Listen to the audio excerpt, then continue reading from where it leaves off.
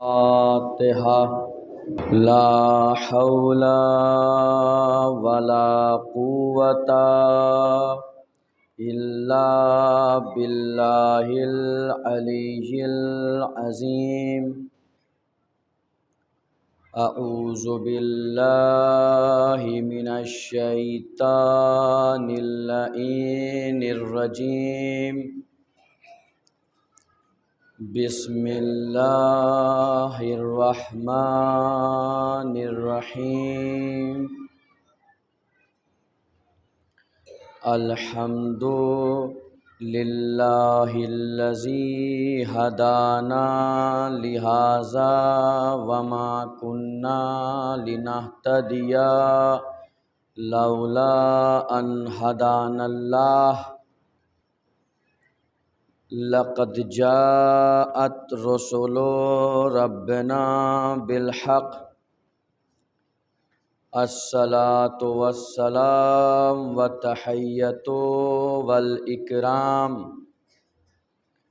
علی سید اسلم ما فی الوجود سر اللہ فی کل موجود نقطتی دائرۃ الوجود صاحب لواء الحمد والمقام المحمود مولانا و مولا الثقلین جد الحسن والحسین بالقاسم محمد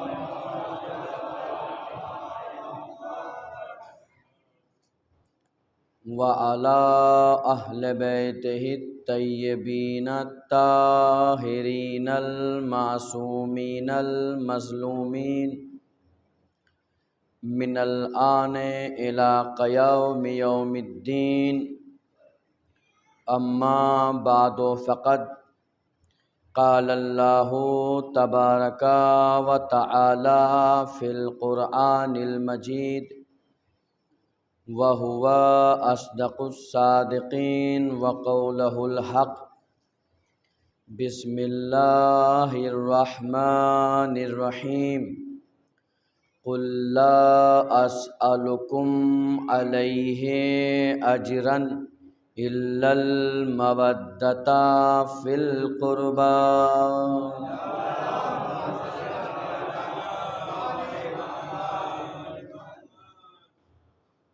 آپ حضرات ایک درود اس سے جیتی جاگتی آواز میں پڑھیں۔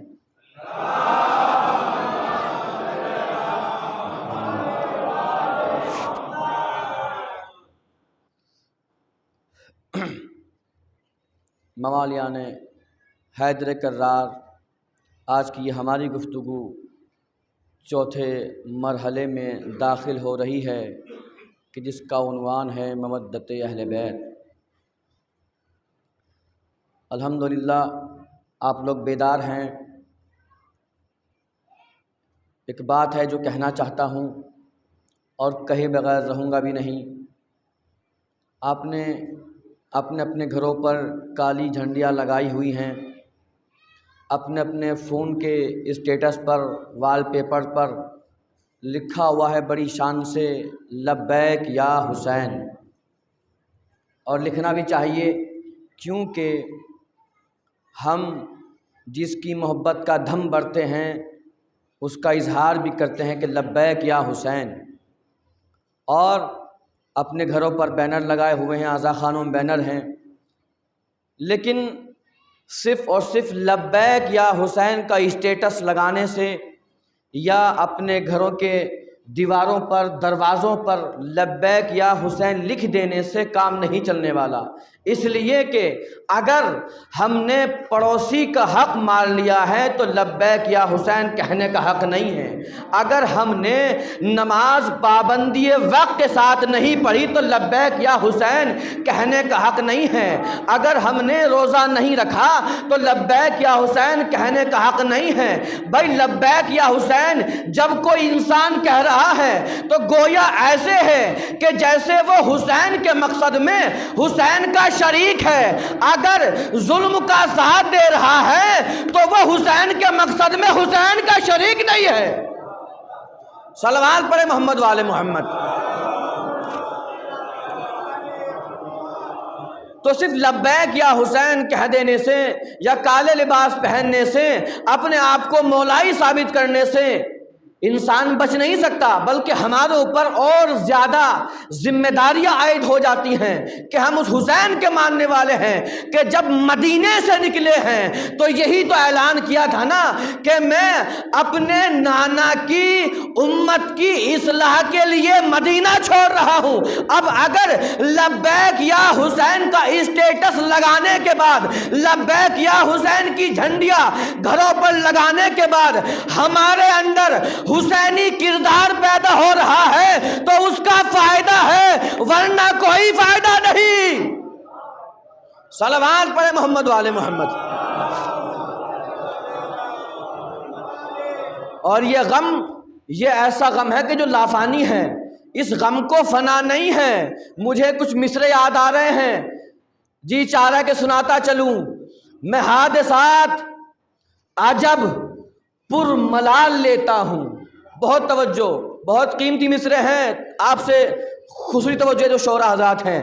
میں حادثات عجب پر ملال لیتا ہوں، جو غم بھی لیتا ہوں وہ لازوال لیتا ہوں۔ بہت توجہ، میں حادثات عجب پر ملال لیتا ہوں، جو غم بھی لیتا ہوں وہ لازوال لیتا ہوں، اور کوئی بھی راہ کا پتھر گرا نہیں سکتا، علی کے نام سے خود کو سنبھال لیتا ہوں۔ میں حادثات عجب پر ملال لیتا ہوں، جو غم بھی لیتا ہوں وہ لازوال لیتا ہوں، کوئی بھی راہ کا پتھر گرا نہیں سکتا، علی کے نام سے خود کو سنبھال لیتا ہوں۔ اور یہ شعر آپ کے حوالے ہے، میں دیکھنا چاہتا ہوں کہ یہ مصرے جو میرا عقیدہ ہے وہی آپ کا عقیدہ ہے کہ نہیں ہے، کہ میں حادثات عجب پر ملال لیتا ہوں، جو غم بھی لیتا ہوں وہ لازوال لیتا ہوں، کوئی بھی راہ کا پتھر گرا نہیں سکتا، علی کے نام سے خود کو سنبھال لیتا ہوں۔ ارے برائے ماتم شبیر ہاتھ اٹھنا میرا، برائے ماتم شبیر ہاتھ اٹھنا میرا، ثبوت ہے کہ میں رزق حلال لیتا ہوں۔ برائے ماتم شبیر ہاتھ اٹھنا میرا، ثبوت ہے کہ میں رزق حلال لیتا ہوں۔ اور کسی امیر کی دولت سے مجھ کو کیا مطلب، میں اپنے بچے تبرک پر پال لیتا ہوں۔ کسی امیر کی دولت سے مجھ کو کیا مطلب، میں اپنے بچے تبرک پر پال لیتا ہوں۔ اور نبی کی صورت و سیرت کو بانٹنے والوں، نبی کی صورت و سیرت کو بانٹنے والوں، تمہیں ہو بال مبارک میں آل لیتا ہوں۔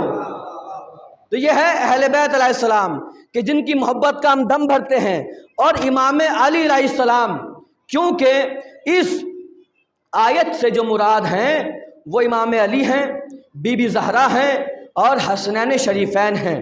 اور بی بی زہرا کے لیے میں نے جب فضائل و مناقب کی کتابیں پڑھیں تو مجھے ایک ان کی فضیلت کا گوشہ ملا کہ بی بی زہرا کا ایک نام ہے ام الفضائل۔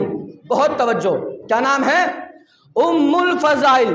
مثال سے واضح کرتا ہوں، دیکھیے مکہ ہے ام القریٰ، خداوند کریم نے مکے کو ام القریٰ قرار دیا ہے۔ اگر مکہ نہ ہوتا تو اللہ کسی زمین کو پیدا نہ کرتا، مکہ تمام قریوں کی ماں ہے۔ قرآن کریم ہے ام الکتاب، قرآن کریم کو ام الکتاب کہا گیا۔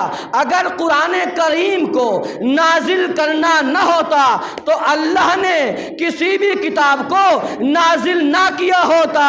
اور بی بی زہرا کا لقب ہے ہے ام الفضائل، تمام فضیلتوں کی ماں۔ تو معلوم ہوا کہ اگر مکہ نہ ہوتا تو کسی زمین کا وجود نہ ہوتا، اگر قرآن نہ ہوتا تو کسی کتاب کو نازل نہ کیا ہوتا۔ جملہ کہہ دوں، اگر بی بی زہرا نہ ہوتی تو کسی کے فضائل، کسی کے دامن میں فضائل کا ایک جملہ نہ ہوتا۔ اگر بی بی زہرا نہ ہوتی تو کسی کے دامن میں فضیلت کا ایک جملہ نہ ہوتا، اس لیے کہ بی بی زہرا ہیں ام الفضائل، تمام فضیلتوں کی ماں۔ اور امام علی علیہ السلام، اس آیت میں امام علیہ السلام بھی مراد ہیں۔ قُلْ لَا أَسْأَلُكُمْ عَلَيْهِ أَجْرًا إِلَّا الْمَوَدَّةَ فِي الْقُرْبَى، اے میرے نبی کہہ دیجئے کہ ہم سوائے اس کے کہ میرے قرابت داروں سے مودت کریں، رسالت کی کوئی اجرت چاہتے ہی نہیں۔ اجرت صرف یہی ہے کہ میرے قرابت داروں سے مودت کی جائے۔ اور امام علی کی فضیلت کا ایک گوشہ مجھے یاد آ رہا ہے۔ امام علی وادی السلام میں قبرستان ہے نجف اشرف میں، وہاں پر بیٹھے ہوئے ہیں تو کیا دیکھا کہ ایک شخص چلا آ رہا ہے اور ساتھ میں ایک اونٹنی ہے، اور اس اونٹنی پر ایک جنازہ رکھا ہوا ہے، اس اونٹنی کے اوپر ایک جنازہ رکھا ہوا ہے۔ اب منظر کیا ہے، وہ جوان امام علی کے قریب آ کر ٹھہر گیا اور آنے کے بعد کہتا ہے کیا یہ وادی السلام ہے؟ امام نے کہا ہاں یہ وادی السلام ہے، کیونکہ وادی السلام وہ قبرستان ہے کہ جو دنیا کا سب سے بڑا قبرستان ہے، لارجسٹ قبرستان ہے، تقریباً 30 کلومیٹر میں اس کا دائرہ ہے قبرستان کا۔ تو امام علی بیٹھے ہوئے تھے، وہ شخص آیا، نوجوان ہے، اونٹ ہے ساتھ میں، اور اس کے اوپر ایک جنازہ رکھا ہوا ہے۔ جوان کہتا ہے کہ میں یمن سے آیا ہوں، میں یمن سے آیا ہوں، اور یہ میرے بابا کا لاشا ہے کہ جو اونٹ کے اوپر رکھا ہوا ہے، اور چونکہ میرے بابا نے کچھ کتابیں پڑھی ہیں، ان کتابوں میں انہوں نے پڑھا تھا اور مجھ سے وصیت کی تھی کہ جب میں اس دنیا سے چلا جاؤں، جب میں رخصت ہو جاؤں تو تم عراق پہنچنا، اور کوفے کے بیک سائیڈ میں ایک قبرستان ہے وادی السلام، وہاں پر مجھے دفن کرنا۔ اور میرے بابا نے مجھ سے ایک جملہ اور کہا تھا کہ دیکھو وہاں پر میں دفن کیوں ہونا چاہتا ہوں، میں وہاں پر اس لیے دفن ہونا چاہتا ہوں کہ وہاں پر اللہ کا ایک ایسا وسیع رسول کا جانشین وہاں پر دفن ہوگا کہ اس کی دفن ہونے کی برکت سے اس قبرستان میں دفن ہونے والے تمام مردوں کو بغیر حساب و کتاب جنت میں داخل کر دیا جائے گا۔ جب امام علی نے یہ جملہ سنا، جملہ سننے کے بعد میرے آقا نے اپنے سینے پہ ہاتھ مار کر کہا اے نوجوان تو جانتا نہیں وہ شخص علی ابن ابی طالب میں ہی تو ہوں، وہ شخص علی ابن ابی طالب میں ہوں۔ اور امام علی نے پھر اس کے بابا کو کہ جن کا نام صافی صفا الیمانی تھا، ان کو اپنے ہاتھوں سے غسل دیا، دفن کیا، کفنایا اور ان کی نماز جنازہ پڑھی۔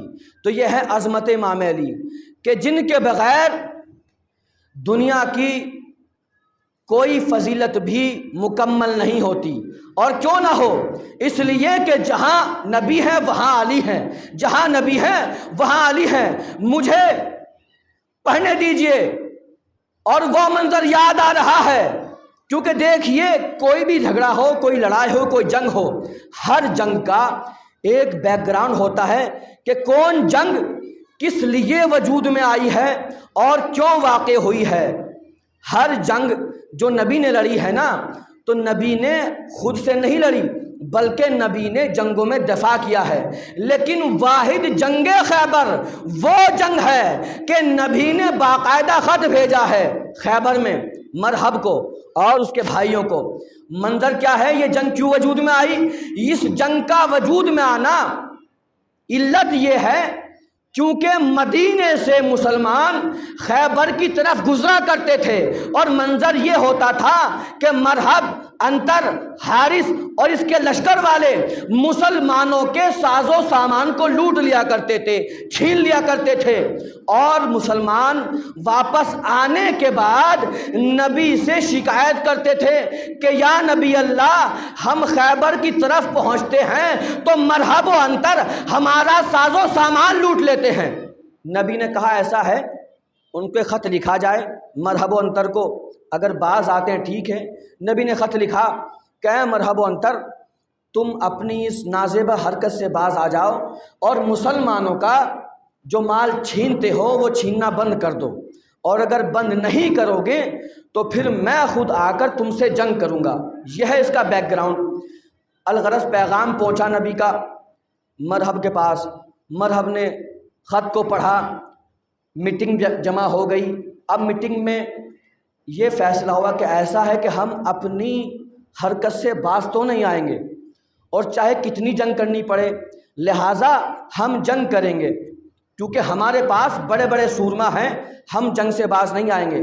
تو نبی نے کہلا بھیجا کہ ہم 40 روز میں اس جنگ کو فتح کریں گے۔ بہت توجہ، ہم 40 روز میں اس جنگ کے خیبر کو فتح کریں گے۔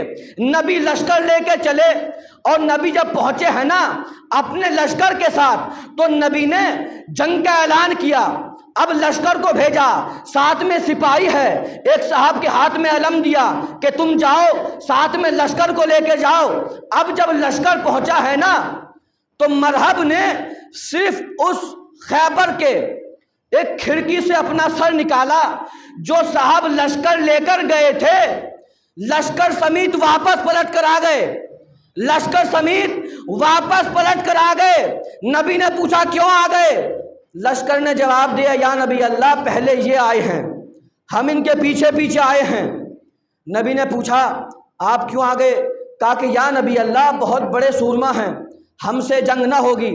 نبی نے دوسرے دن بھیجا، پھر یہی حال ہوا، لشکر جاتا رہا، لشکر آتا رہا، لشکر جاتا رہا، لشکر آتا رہا۔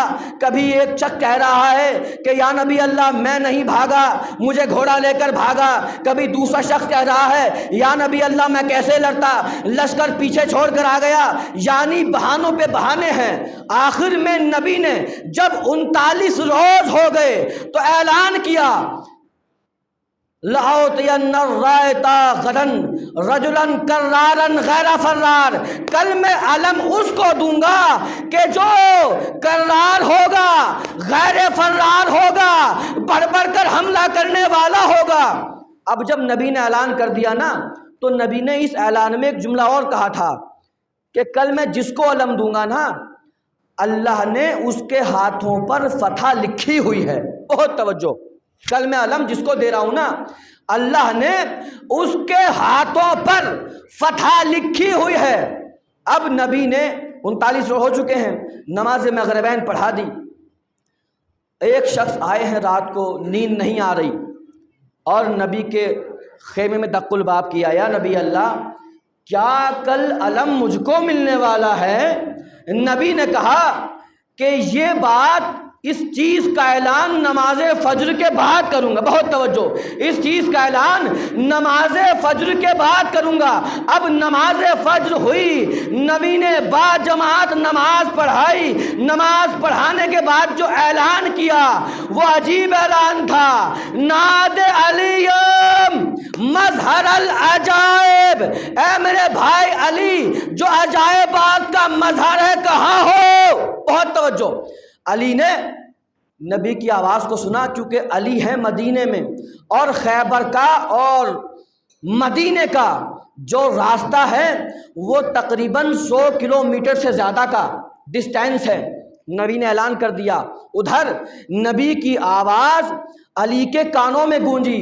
علی نے کہا اے قمبر، بھائی بلا رہا ہے، ذوالفقار لا، رہوار لا، اور علی چلنا چاہتے ہیں۔ تو قمبر نے کہا یا علی جب تک مدینے میں تھے تو مجھے ساتھ رکھا، اب خیبر فتح کرنے جا رہے ہو، بہت توجہ، اب خیبر فتح کرنے جا رہے ہو، مجھے ساتھ لے چلو۔ امام علی نے قمبر کو اپنے رہوار پر سوار کیا، اپنے رہوار پر سوار کیا۔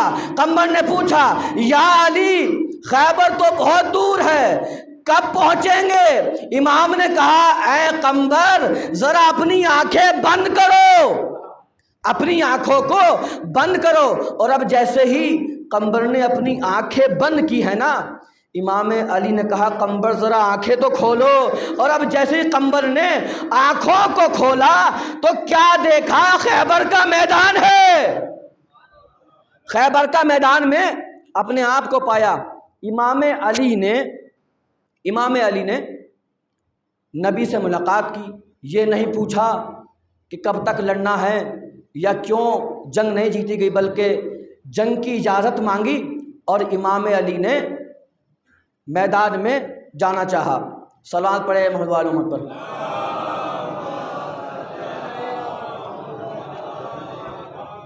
بارہ دیگر صلوات پڑھیں حضرات۔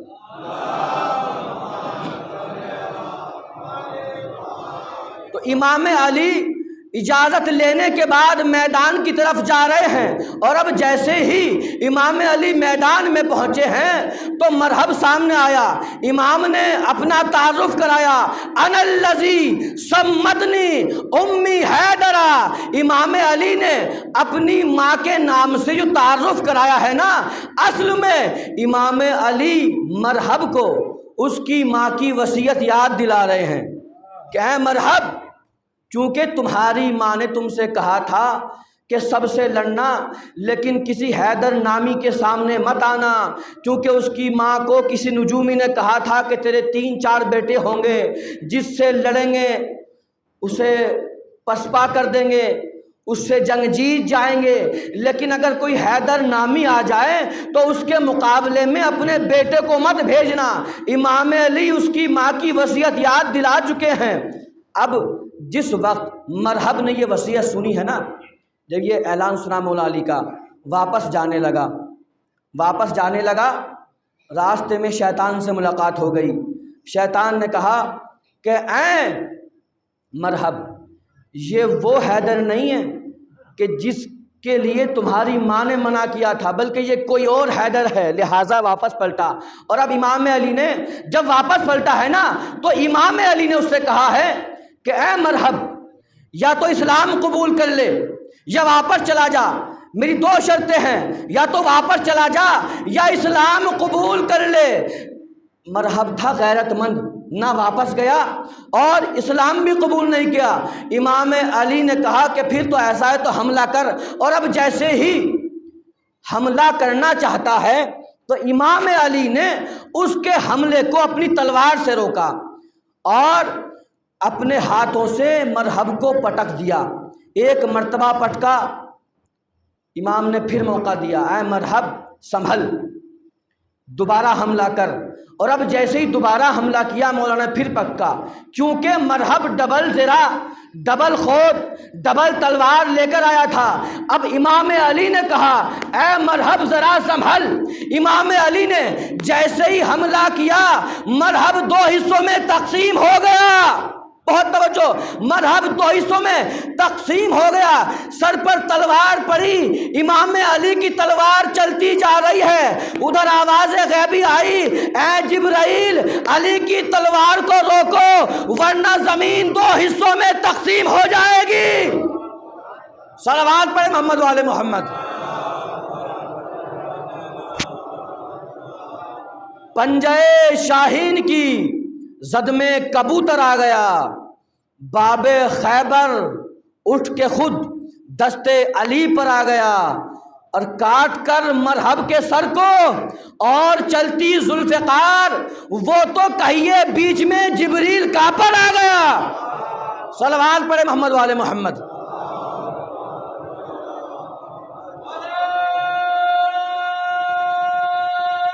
حیدری۔ تو امام علی نے مرحب کو پچھاڑا، اور تاریخ نے لکھا کہ امام علی نے اس دروازے کو، کہ جس دروازے کو 40 لوگ مل کر کھولا کرتے تھے، 40 لوگ بند کیا کرتے تھے، امام علی نے 2 انگلیوں سے اس دروازے کو اکھاڑ لیا اور اپنے لشکر سے کہا کہ خندق کو پار کرو۔ لشکر خندق پار کرنے لگا۔ تاریخ نے لکھا کہ لشکر کو مولا نے خندق پار کروائی، سلمان نے امام علی کے اس انداز کو دیکھا تو کہنے لگے یا نبی اللہ، علی کے پاؤں ہوا میں معلق ہیں، علی کے پاؤں ہوا میں معلق ہیں۔ اور علی نے جنگ فتح کر لی، اور یہ جنگ اسلام کے نام ہو گئی، اس لیے کہ کوئی بھی جنگ بغیر امام علی کے فتح نہیں ہوئی ہے جب تک علی کی مدد نہیں آ گئی ہے۔ اور امام علی علیہ السلام جب جنگ کرنے آ رہے تھے نا، تو خیبر کے قلعے میں کچھ خواتین تھی، کچھ بچے تھے، کیونکہ جنگ کا دستور یہ ہوتا ہے کہ جب جنگ جیت لی جاتی ہے تو مال و اسباب لوٹ لیا جاتا ہے، وہ مال غنیمت ہوتا ہے جو حصے میں آتا ہے، اور ان کی عورتوں کو اسیر کر لیا جاتا ہے۔ تو امام علی نے، رسول خدا نے مبارکباد دی امام علی کو، اور امام علی نے ایک جملہ کہا، یا رسول اللہ، جب میں مرحب سے لڑنے کے لیے آ رہا تھا تو مجھے کچھ بچوں کی، کچھ خواتینوں کی آوازیں آئی تھیں، یا نبی اللہ، میں یہ چاہتا ہوں کہ ان بچوں کو اسیر نہ بنایا جائے، ان خواتینوں کو اسیر نہ بنایا جائے۔ میں کہوں گا اے میرے آقا علی، آپ کو اپنی زندگی میں دوسروں کے بچوں کا اتنا خیال ہے کہ اسیر نہ بنایا جائیں، لیکن ذرا کربلا کے میدان میں تو آئیے، آپ کی آل و اولاد ہے، اور امام حسین کی شہادت کے بعد بچوں کو اسیر بنایا جا رہا ہے۔ ہاں عزیزو، آج 4 محرم گزر گئی ہے، اور 4 محرم جناب اون محمد کے مصائب پڑھے جاتے ہیں۔ کون اون محمد؟ جس وقت یہ قافلہ مدینے سے چلا تھا اور بی بی زینب کو جناب عبداللہ نے اجازت مرحمت فرمائی تھی، تو یہ کہتے ہوئے فرمائی تھی کہ اے زینب، تم اگر اپنے بھائی حسین کے ساتھ جا رہی ہو تو اون کو میری طرف سے اور محمد کو اپنی طرف سے حسین پر قربان کر دینا۔ ہاں عزیزو، جب 10 محرم آئی ہے نا، آپ لوگ گریے کے لیے آمادہ ہیں۔ جب 10 محرم آئی ہے نا، اور انصار شہید ہو چکے، اقربا شہید ہو چکے، اب بنی ہاشم ہیں، اب کون ہیں؟ اون محمد ہیں، جو چاہتے ہیں کہ میدان کارزار میں جائے۔ ماموں سے اجازت طلب فرمائی، ماموں نے اجازت دی۔ ہاں عزیزو، آقا حسین سے اجازت ملی، ماں نے بڑے پیار سے سجایا۔ اون محمد میدان کارزار میں پہنچے۔ میدان کارزار میں پہنچنے کے بعد اون محمد نے بڑھ بڑھ کر حملہ کیا۔ ہاں عزیزوں، لیکن علی کے نواسے تھے، کب تک لڑتے؟ 3 دن کے بھوکے پیاسے جو تھے۔ ہاں عزیزوں، دشمنوں نے منصوبہ بندی کی کہ یہ حسین کے بھانجے ہیں، یہ اس طریقے سے قابو میں نہ آئیں گے، بلکہ ایک بھائی کو دوسرے بھائی سے جدا کر دیا جائے۔ وہی منصوبہ بندی ہوئی، اون محمد کو الگ کر دیا گیا۔ دشمنوں نے بڑھ چڑھ کر حملہ کیا، اون محمد نرغ آدھا میں گر گئے۔ ہاں عزیزوں، زینب کے لاڈلے کہاں تک جنگ کرتے؟ ہاں عزیزوں، دونوں پر حملہ ہوا، آواز دی ماموں جان ہماری مدد کیجئے، اے ماموں جان ہماری مدد کیجئے۔ ہاں عزیزو، ادھر سے عباس چلے ہیں، ادھر سے آقا حسین چلے ہیں، تو کیا دیکھا؟ جب قریب پہنچے ہیں نا، تو اون محمد اس دنیا سے رخصت ہو چکے ہیں۔ ہاں عزیزو، آقا حسین مظلوم کربلا اون محمد کے لاشوں کو خیمے میں لے کر آئے ہیں۔ تو بی بی زینب سلام اللہ علیہا نے اپنے ماجاؤں پر گریہ نہیں کیا، بلکہ یہ کہا کہ میں اپنے ماجائے حسین پر گریہ کروں گی، اپنے بیٹوں پر گریہ نہیں کروں گی۔ ہاں عزیزوں، جب یہ لٹا ہوا قافلہ قید شام سے رہا ہوا ہے نا، اور یہ مدینے پہنچا ہے، مدینے پہنچنے کے بعد جب زینب اپنے گھر پر پہنچی ہے تو کیا دیکھا؟ عبداللہ موجود نہیں ہے، زینب صحنِ خانہ میں بیٹھ گئی ہیں، عبداللہ آئے ہیں۔ اے بی بی تم کون ہو؟ تم کون ہو؟ میں نے نہیں پہچانا۔ زینب فرماتی ہیں اے عبداللہ تم نے بھی نہ پہچانا؟ عبداللہ کہتے ہیں اے شہزادی، جب تم یہاں سے گئی تھی تو سر کے بال سفید نہ تھے، کمر خمیدہ جگہ نہ تھی۔ ہاں عزیزو، بی بی زینب نے بیان کرنا شروع کیا کہ میرا ماجایا حسین میرے سامنے ذبح ہوا، میرے بھائی عباس کے بازو قلم کر دیے گئے، میرا علی اکبر شہید کر دیا گیا۔ ہاں عزیزو، یہ کہتے کہتے بی بی زینب اٹھی ہے، ایک حجرے میں پہنچی ہے تو کیا دیکھا؟ دو چھوٹے چھوٹے مسلح، اولو محمد کی یاد آ گئی۔ زینب نے گریہ کیا، اے میرے لاڈلو اولو محمد، تم میرے بھائی حسین پر شہید ہو گئے۔ الا لعنت اللہ علی القوم الظالمین وسیعلم الذین ظلموا ایام منقلب ینقلبون ماتم حسین۔